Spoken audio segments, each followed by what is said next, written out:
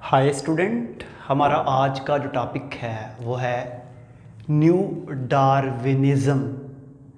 Student, topic को start करने से पहले मैं आपको एक चीज़ बताऊं कि इससे जो प्रीवियस मेरा लेक्चर था उसके अंदर मैंने डार्विन का इंट्रोडक्शन, डार्विन की study, Darwin voyage on HM. Beagle, Darwin की collection on flora and fauna, Darwin arranged the all data in different laboratories in UK.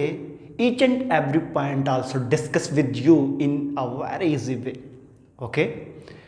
तो अभी हमने जो थ्योरी पढ़नी है ये है न्यू डार्विनिज्म, क्योंकि आपको पता है कि डार्विन ने जो पहले थ्योरी दी थी उसका नेम था the origin of species by the natural selection. उसके अंदर 2 पॉइंट थे, descent with modification, natural selection, adaptation. अभी जो हम नेक्स्ट न्यू डार्विनिज्म की तरफ जा रहे हैं वो क्या है? पहली तो बात ये है स्टूडेंट कि कोई भी वर्ड के एंड पे सफिक्स वी ऐड ISM, जिस तरह डार्विन और ISM का इंक्रीज करके बन जाएगा डार्विनिज्म। तो ये जो डार्विनिज्म होता है ये बेसिकली किसी फिलॉसफी को एक्सप्लेन करने के लिए किया जाता है, किसी आइडियाज़ को, किसी आइडियाज़ जो होते हैं उनकी जो थीरीज हैं या वर्ड हैं उनके सुफिक्स जो ISM लगाते हैं, आप उस चीज़ को एक्सप्लेन कर रहे होते हैं। जिस तरह आप जुइज़म, हिंदुइज़म, मुस्लिमिज़म, तो इस तरह जो है हम यहाँ पे सबसे पहली बात है Darwinism, new Darwinism are also called modern evolutionary synthesis. ठीक है जी।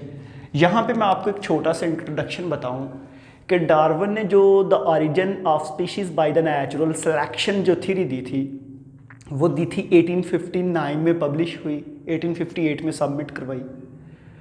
उसके बाद आफ्टर 7 ईयर्स 1866 में ग्रेगर मेंडल ने 2 लॉज दिए थे, law of segregation and independent assortment. उन लॉज के बाद ग्रेगर की डेथ हुई 1884 में, चार्ल्स डार्विन की डेथ हुई 1882 में। मरने के बाद 1901 में आपको पता है कि 3 scientist de Vries, Carl Correns and Tschermak ने मेंडल के काम को जब रीडिस्कवर्ड किया 19 में, और उसके बाद आपको पता है कि TH मॉर्गन ने अपने एक्सपेरिमेंट स्टार्ट कर दिए जो 1933 में कंप्लीट हुए। तो 1930 में क्या होता है कि हमारे पास जेनेटिक्स, DNA, क्रोमोसोम, क्योंकि 1882 में क्रोमोसोम भी डिस्कवर्ड हो चुका था। ठीक है, ये जो हमारे पास 1930 में DNA का इतना नॉलेज जो है, जेनेटिक्स जो है, वो मतलब कि मेंडलिज्म और डार्विनिज्म दोनों को मिलाया हमने। क्योंकि आपको मैंने जब ये टॉपिक पढ़ाया था तो इसमें मैंने जब स्ट्रगल की बात की थी तो मैंने बताया था कि हर स्पीशीज़ का जेनेटिक मेकअप ज़रा डिफरेंट होता है दूसरी से। एक स्पीशीज़ के अंदर लिविंग ऑर्गेनिज्म को देख लें, उनके अंदर भी फिजिकल अपीयरेंस जो है और उनके साथ साथ उनकी जो है बॉडी के स्ट्रक्चर्स वो भी डिफरेंट हैं। ठीक है जी। तो बात हम कर रहे थे डार्विनिज्म एंड मेंडलिज्म की, तो इसका फिर ये मतलब हुआ कि डार्विन ने जो थ्योरी दी थी उसमें हमने जेनेटिक्स को ऐड किया। ऐड करने के बाद हमने उसको कहा डार्विनिज्म।